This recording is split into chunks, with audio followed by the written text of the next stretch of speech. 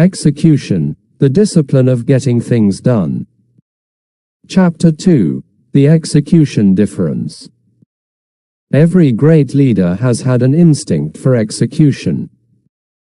He has said, in effect, unless I can make this plan happen, it's not going to matter. But the selection, training, and development of leaders doesn't focus on this reality. Judging from our observations, a high proportion of those who actually rise to the top of a business organization have made their mark, their personal brand, as high-level thinkers. They are the kind of people who get caught up in the intellectual excitement of each new big idea that comes out and adopt it with enthusiasm. They are articulate conceptualizers, very good at grasping strategies and explaining them. This, they know, is what it takes to get ahead. They aren't interested in the how of getting things done. That's for somebody else to think about. Judging a person's intelligence is easy for people who hire and promote others. It's harder to research a person's track record and gauge their know-how about getting things done, particularly when the performance is the result of many people working together. But the intelligent, articulate conceptualizers don't necessarily understand how to execute. Many don't realize what needs to be done to convert a vision into specific tasks, because their high-level thinking is too broad. They don't follow through and get things done. The details bore them. They don't crystallize thought or anticipate roadblocks. They don't know how to pick people for their organizations who can execute. Their lack of engagement deprives them of the sound judgment about people that comes only through practice. The trouble with Joe. Joe, the CEO whose downfall we described in Chapter 1, is a typical leader who didn't know how to execute. Let's take a closer look at his story, along with those of two prominent CEOs whose companies failed to execute the leader's grand visions. You'll recall that Joe couldn't understand why his people hadn't delivered the anticipated results. He'd brought in a top consulting firm to design a new strategy. He made several acquisitions and had a great relationship with Wall Street. Based on his deal-making skills and acquisitions, the company's price-earnings ratio shot up in less than 2 years. Joe's strength lay in marketing and customer contacts, but he also had a good, close relationship with his CFO. Joe set stretch goals, and the CFO handed the numbers down to the operating people. No micromanager, Joe left the details of implementation to his direct reports, including the executive vice president for the North American business unit and his director of production. But Joe stayed on top of the quarterly numbers. If they came up short, he was on the phone immediately with the people in charge, telling them in the strongest terms possible that they needed to shape up. The quarterly reviews were less than civil. By the standards of conventional management analysis, Joe did all the right things. By the standards of execution, he did almost nothing right. The gap between goals and outcome reflected a chasm between Joe's ambitions and the realities of the organization. In fact, the goals he set had been unrealistic from day one. A major problem was that the company's plant could not build enough of the product because its managers were 12 months behind schedule in implementing a process improvement plan that was 12 months behind schedule. Joe didn't know that. Though he chewed his executives out when they didn't make their numbers, he never asked why they didn't make them. An execution-savvy leader would have asked that right away. Then he would have focused on the cause. After all, you don't fix a problem just by looking at its outcome. Was the installation of the process on schedule? He would have asked. Did the executive vice president and his director of operations know the reasons, and what are they doing about it? Like many CEOs, Joe believed it was the production director's job to ask such questions, and the executive vice president's job to make sure they were asked. But, again, like many CEOs, Joe hadn't picked the right people for the right jobs. Neither man was much on execution. The executive vice president was a ticket puncher who moved almost every 3 years from one job to another. The production director was a highly intelligent finance guy who came from a consulting firm and was regarded as a high-potential candidate to succeed the CEO in 5 years. But he didn't understand operations at all and was acerbic. The plant managers reporting to him didn't respect him. If the leaders had had an open dialogue with the manufacturing people, they might have learned about the manufacturing obstacle, but that wasn't in their makeup. They just handed the numbers down. Furthermore, while stretch goals can be useful in forcing people to break old rules and do things better, they're worse than useless if they're totally unrealistic, or if the people who have to meet them aren't given the chance to debate them beforehand and take ownership of them. How would Joe have behaved differently if he had had the know-how of execution? First, he would have involved all the people responsible for the strategic plan's outcome, including the key production people, in shaping the plan. They would have set goals based on the organization's capability for delivering results. Organizational capability includes having the right people in the right jobs. If the executive vice president didn't know how to get things done, Joe would long ago have coached him on what he needed to do and helped him learn how to execute. If he still wasn't making progress, the only option left would have been to replace him, as the new CEO who took over did. Second, Joe would also have asked his people about the hows of execution. How, specifically, were they going to achieve their projected demand on a timely basis, their inventory turns, and cost and quality goals? Anybody who didn't have the answers would have to get them before the plan was launched. Third, Joe would have set milestones for the progress of the plan, with strict accountability for the people in charge. If they were installing a new process to improve yields, for example, Joe would have made an agreement with them that the project would be X% completed by Y date, and that Z% of the people would be trained in the process. If the managers couldn't meet the milestones, they would have told him, and he would have helped them take corrective actions. Fourth, Joe would have set contingency plans to deal with the unexpected, a shift in the market, say, or a component shortage, or some other change in the external environment. Joe was very bright, but he didn't know how to execute.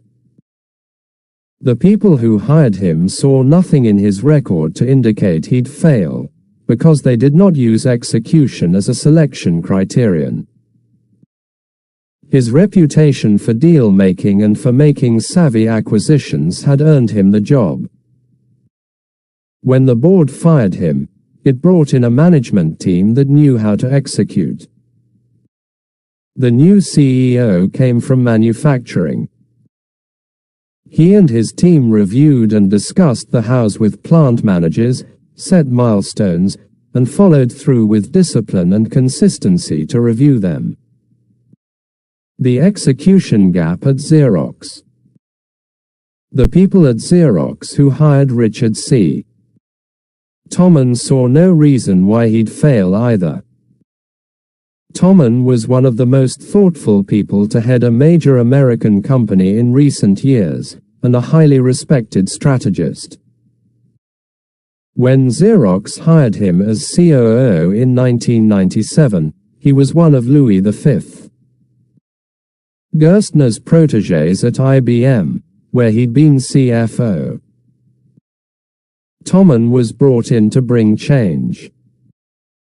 While COO, he launched numerous cost-cutting initiatives, including layoffs and cuts in bonuses, travel, and perks.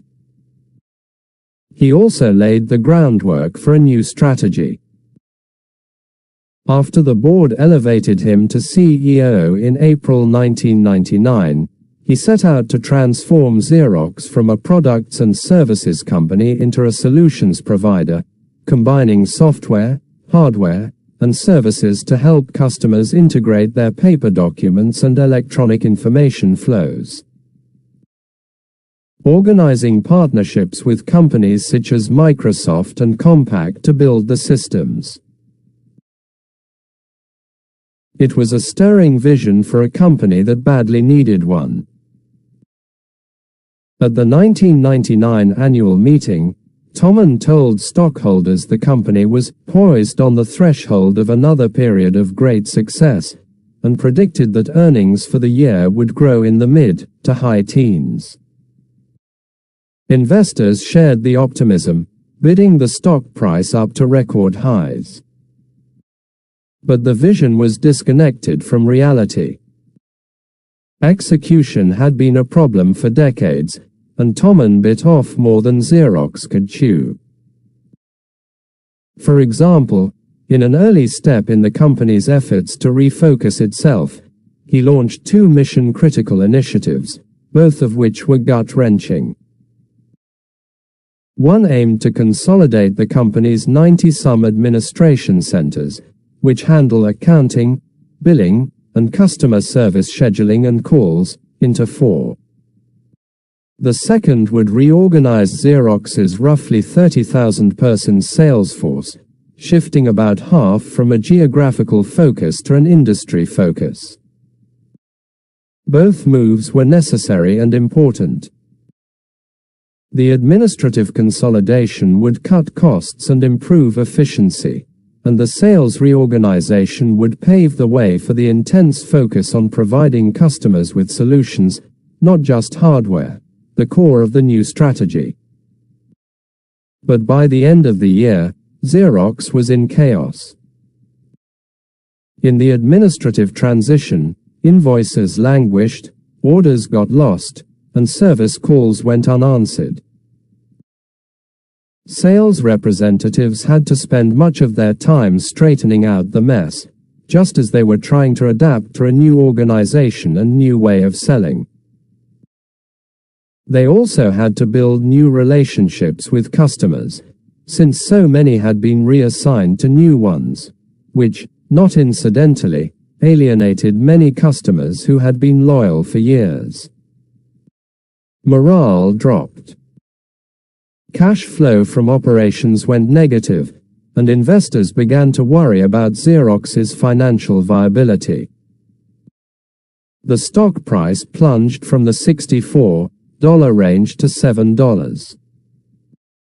The company was forced to sell some of its business to meet cash needs. In May 2000, Tommen was summoned to Chairman Paul Auler's office and told he was out of the job.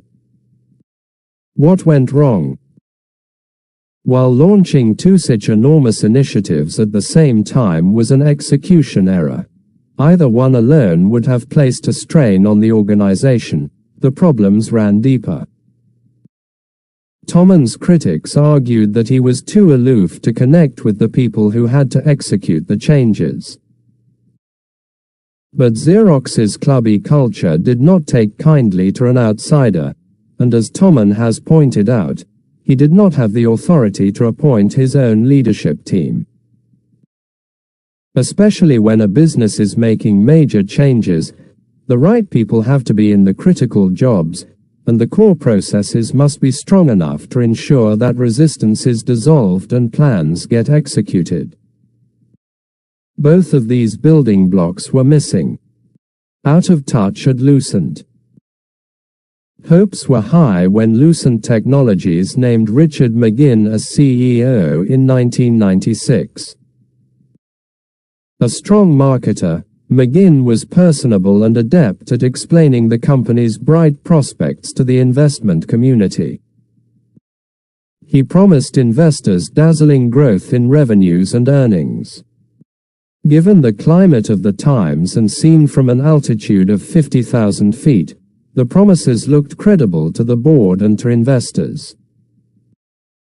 The combination of Western Electric and Bell Labs spun out of AT&T. Lucent would in 1997 concentrate on the booming telecommunications equipment market, from consumer telephones to network switching and transmission gear. With Bell Labs, it had an R&D resource that nobody else could match. But McGinn had difficulty getting things done inside the company. "We got ahead of our capacity to execute," said Henry Schacht, who came back from retirement to replace McGinn after he was fired in October 2000. The collapse of the telecommunications bubble eventually took down almost every player, but Lucent's decline began even before that. The company fell sooner, harder, and farther than its competitors. In a technological marketplace moving at internet speed, McGinn did not change the slow-moving and bureaucratic Western Electric culture. Lucent's structure was cumbersome, and its financial control system was woefully inadequate. For example, executives couldn't get information about profit by customer, product line, or channel, so they had no way of making good decisions about where to allocate resources. McGinn's people asked him in vain to fix this situation. He failed to confront non-performing executives or replace them with people able to act as decisively as their counterparts at competitors such as Cisco and Nortel.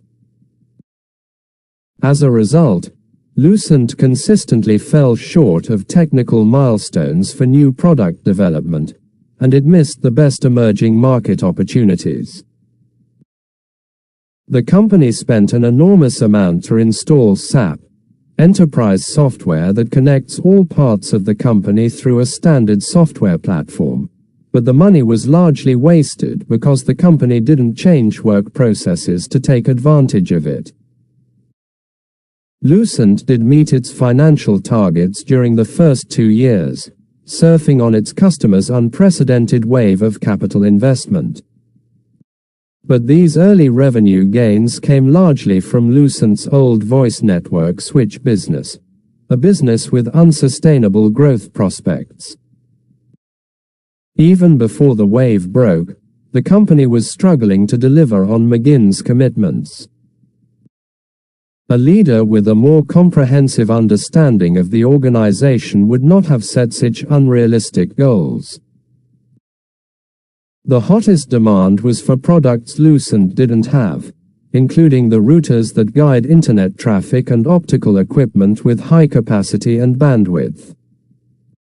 Bell Labs was working on both of these products, but was painfully slow to develop and introduce them. The missed opportunities in routers and optical gear are widely perceived as strategic errors. In fact, they show how execution and strategy are intertwined. In 1998, Lucent talked with Juniper Networks about acquiring it, but then decided to develop routers in-house. But one part of execution is knowing your own capability. Lucent didn't have the capability to get its products to market fast enough. At the very least, good execution would have kept growth projections from getting so far out of hand when the company didn't have a presence in one of the hottest growth markets. Similarly, The strategic error in optical gear originated with poor execution. In this case, the failure to understand changes in the external environment. As early as 1997, Lucent engineers were pleading with senior management to let them develop fiber optic products. But the leadership was used to listening its biggest customers, AT&T, its former parent, and the baby bells, and those customers had no interest in optical gear. This is a classic case of the so-called innovator's dilemma. Companies with the greatest strength in a mature technology tend to be least successful in mastering new ones. But the innovator's dilemma itself has an execution solution that isn't generally recognized. If you're really executing, and you have the resources, you are listening to tomorrow's customers as well as today's and planning for their needs. Nortel was hearing the same arguments from its big customers, but it saw the emerging needs and organized itself to supply them. Second, in the mad rush to grow revenues, Lucent set out in too many directions at once. It added myriad unprofitable product lines and acquired businesses it couldn't integrate, or even run, especially in the many cases where leaders of the acquired companies left because they couldn't abide the bureaucratic culture. Costs ran wild. The 36 acquisitions, along with a roughly 50% increase in the workforce to some 160,000, led to redundancies, excess costs, and lowered visibility. The endgame began well before the telecommunications market imploded. Under pressure to meet unrealistic growth projections, people left to their own devices did anything they could. Salespeople extended extraordinary amounts of financing, credit, and discounts to customers. They promised to take equipment that customers couldn't later sell. Some recorded products as being sold as soon as they were shipped to distributors. The result was a ravaged balance sheet. In 1999, for example, while revenues grew 20%, accounts receivable rose twice as fast, to over $10 billion. The company also amassed a huge amount of debt, largely from financing its acquisition binge, that put it near bankruptcy. It forced Lucent to sell businesses at fire sale prices. The situation became so serious that the company flirted with losing its independence through its relationship with the French company Alcatel. During the tech boom, neither industry people nor investors imagined that business could possibly drop so sharply. A leader skilled in execution would have probed his organization to get a realistic assessment of its market risks. According to published accounts, McGinn did not do so. And during his last year in office, he clearly was completely out of touch. Several times he had to revise financial estimates downward. To the very weekend when the board fired him, he insisted Lucent was dealing with its problems. In a post-mortem, the Wall Street Journal reported, people familiar with the company say several executives told Mr. McGinn as long as a year ago that the company needed to drastically cut its financial projections because its newest products weren't ready yet and sales of older ones were going to decline. He absolutely rejected the advice, says one person familiar with the discussion. He said the market is growing and there's absolutely no reason why we can't grow.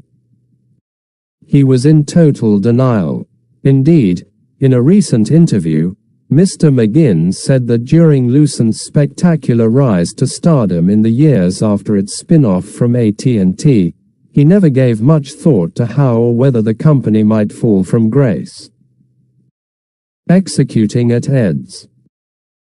Now let's look at a formerly troubled company whose new CEO brought the discipline of execution. Eds had a lot in common with Xerox when Dick Brown took the helm in January 1999. Eds created its field, computer services outsourcing, and had been successful for decades. Then the information technology market changed, and Eds didn't. Competitors like IBM grabbed the growth. Revenues were flat, earnings declining, and the stock price sinking. Like Tommen, Brown came from another industry, in his case, telecommunications. He'd previously turned around Cable and Wireless, the British telecommunications giant.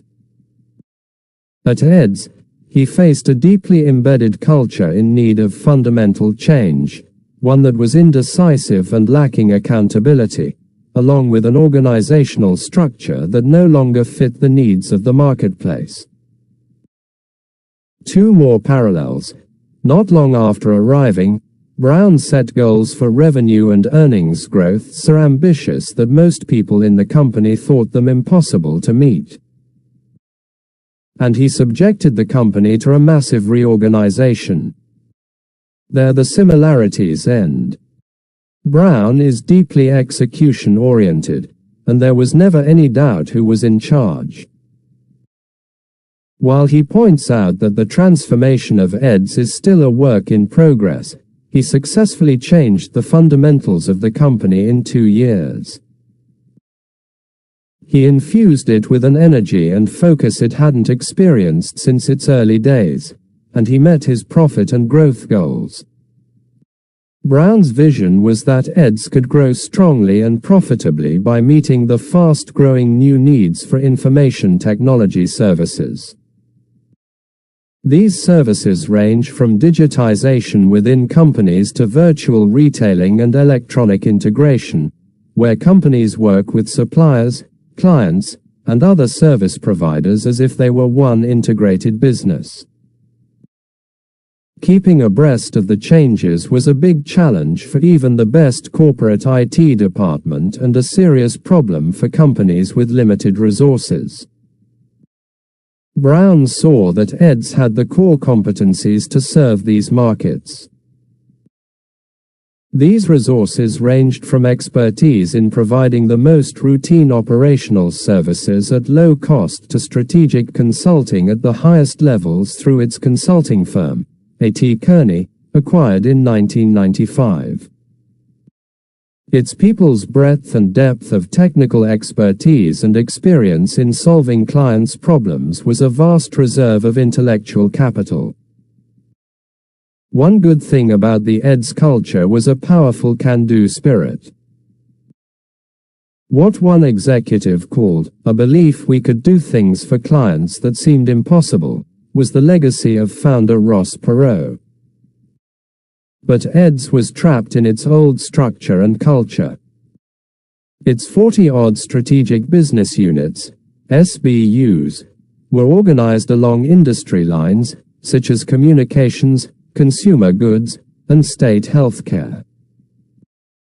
They divided the company into a confederation of fiefdoms, each with its own leaders, agenda, staffs, and sometimes policies.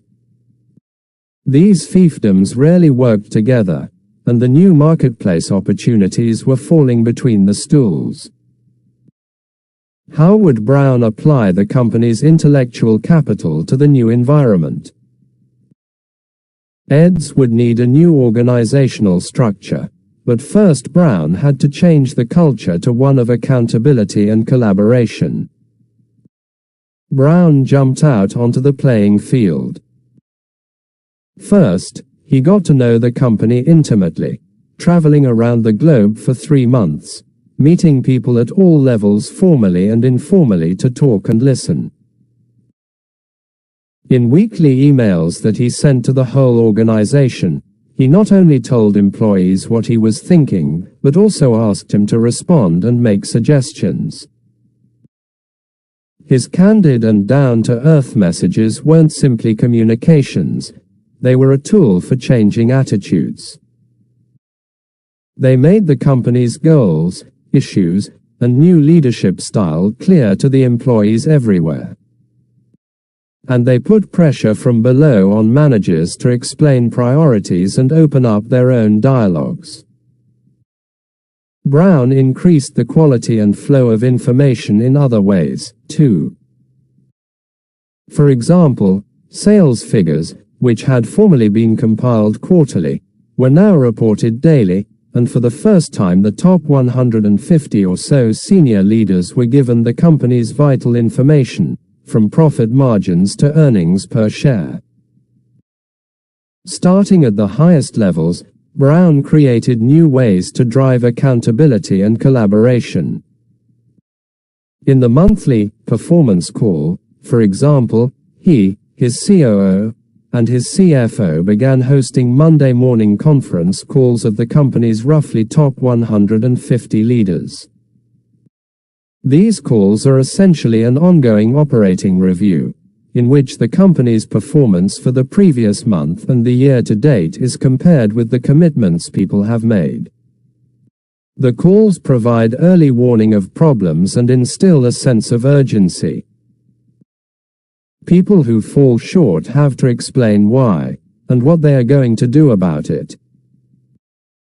In the early days, when Brown was building the new culture of execution, the calls also served to reinforce the new standards of accountability.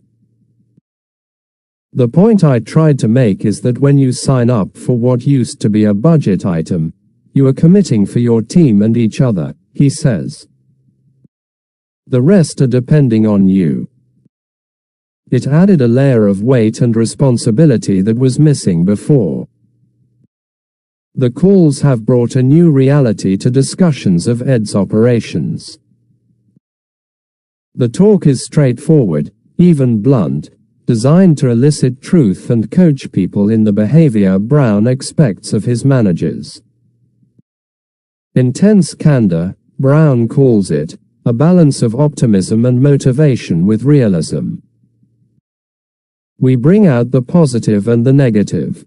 The calls can be uncomfortable for those in the negative column. In front of their peers, executives have to explain why and what they're doing to get back on track. If your results are negative enough, adds Brown, we'll talk after class. Such talks involve a series of questions and suggestions about what actions the executive plans to take to get back to performing on plan. But neither the calls nor the after-class discussions are scold sessions. As one senior executive, who has been with Ed since the beginning, says, it's done in a positive and constructive way, not to embarrass. But just by the fact that it happens, human nature says you want to be one of the ones doing well. The talk isn't always about numbers. At one of the first meetings, Brown recalls, one of the executives made the statement that he was worried about growing anxiety and unrest in his organization, worried about rapid and dramatic change. His people were asking, are we moving too fast? Are we on the threshold of being reckless? Maybe we should slow down, take it easy, reflect a bit. Brown turned the issue around, not incidentally, creating a forceful coaching lesson. I jumped all over that. This is a test of leadership, I said. I would like anybody on this call who is really worried about where we are going and worried about the fact that we will probably fail, tell me so right now. Don't be afraid to say you are. If you think we're making a big mistake and heading for the reef, speak up now. No one did. So I said, if you're not worried, where's the worry coming from? I'm not worried, and you're not worried. Here's where it is. Some of you say one thing, and your body language says another. You show me an organization that's wringing its hands, listening to rumors, anxious about the future, and I will show you leadership that behaves the same way. People imitate their leaders. If your organization is worried, you've got a problem, because you said you're not. And I put it right back on that. Here's your test of leadership. Now calm your organization, give them information, strike right at the heart of their worries. I can't believe that their worry is fact-based. I believe their worry is ignorance-based. And if that's the case, it's your fault. Brown organized a series of two-day meetings for the top 150 executives, exposing them for the first time to the details of the company's plans, critical issues, and finances. I want you to see the business from my level, he told them at the first one. It engages you in what we're doing. It will focus you on the most critical issues we face. The meetings also gave diverse people practice in working together, not only at the meetings but throughout the year.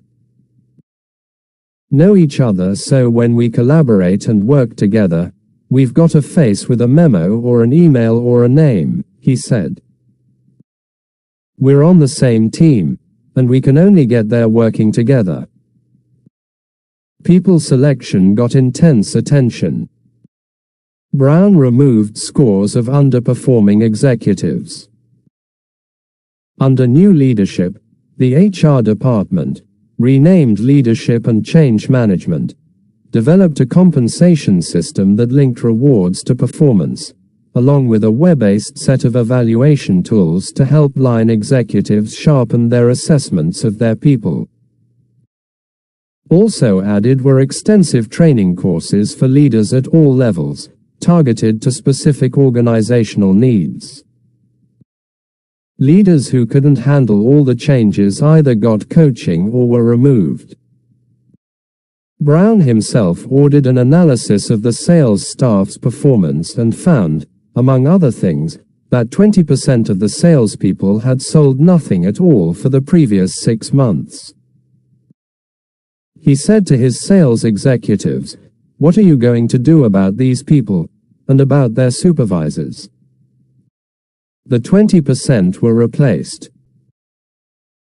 In its total impact on the company, Brown's reorganization was far bigger and more complex than the one that brought Xerox to its knees. Brown essentially turned EDS upside down. The SBUs were rolled into a new organization of 4 lines of business, LOBs, centered on broad market segments. E-Solutions would offer a complete range of services for the extended enterprise, linked electronically with suppliers and clients, from supply chain networks to internet security. Business Process Management would provide businesses and governments with administrative and financial processing and client relationship management. Information Solutions would sell IT and communications outsourcing, managed storage, and management of desktop systems. And A.T. Kearney would specialize in high-end consulting, along with executive search services. EDS has since added a 5th LOB, PLM Solutions, which offers digitized product lifecycle management, from development to collaboration with suppliers, for manufacturing companies. The new structure was more than a way to divide up business according to markets. It was designed so that EDS could fully leverage its intellectual capital for the first time, drawing on people from all parts of the company to provide solutions for clients. Collaboration among the lines of business would enable EDS to bring every client a value proposition based on its full, end-to-end, capability, from business strategy consulting to process redesign and management to web hosting. It wouldn't work unless the people from the old business units learned not only their new jobs but also new ways of working together. At the same time, they were under orders to raise productivity at a 4 to 6% annual rate, making about $1 billion a year available for reinvestment or the bottom line. Moreover, the speed of new product introduction and delivery could not slacken. The radical overhaul succeeded because Brown put its design in the hands of the people who would have to make it work. A team of 7 executives was assembled from different disciplines and regions to come up with the new model. Meeting regularly with Brown, his COO, and the CFO, they produced the model in 10 weeks of 7-day-a-week effort. Simply in terms of the demands it made of Ed's leaders, the new organization could not have been more different from the old one. In the past, the heads of business units were focused solely on the success of their part of the company. The new model, however, was designed to maximize results for the company as a whole, requiring close collaboration among all of the businesses. For most of the executives, the experience was their first taste of such teamwork. It wasn't always easy. Here's what one member had to say about the process. We were 7 people from different backgrounds with different views and different opinions. Some were more sales-oriented, some more delivery-oriented, some internationally focused, some very industry knowledgeable. And we had to agree up front that the model we produced was one that we all completely bought into. Getting there was really hard. I can tell you we had lots of fights among ourselves. We stormed out of the building and didn't like each other some days. Compromise is difficult for me. I'm a very strong, opinionated person. There were lots of times when I was really frustrated. And there were days when I would leave our meetings, and I'd get in my car, and I would literally think, we're destroying this company. I've got 20 years in the company. It's family to me, and I love it here. I couldn't stand to think that we were destroying it. It takes some, I guess, emotional and mental processing to make such a radical change, to understand that, hey, what we did before doesn't always have to be the way we do it in the future. And you just have to be open to it. And at the end we became personally close because we had to wrestle through all the points together. So it truly was a good developmental experience. While all this was going on, Brown sharpened the company's focus on the quality of service it delivered to its clients, which had slipped over the years. Service excellence became not only a mantra, but also an objective figuring in the performance rewards of all client-facing executives and LOB presidents. Today 91% of Ed's clients rate their service either good or excellent.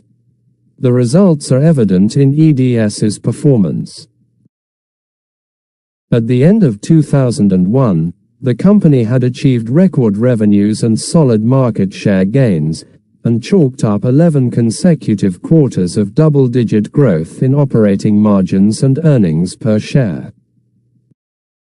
Its stock price was up some 65% from the time Brown took the job.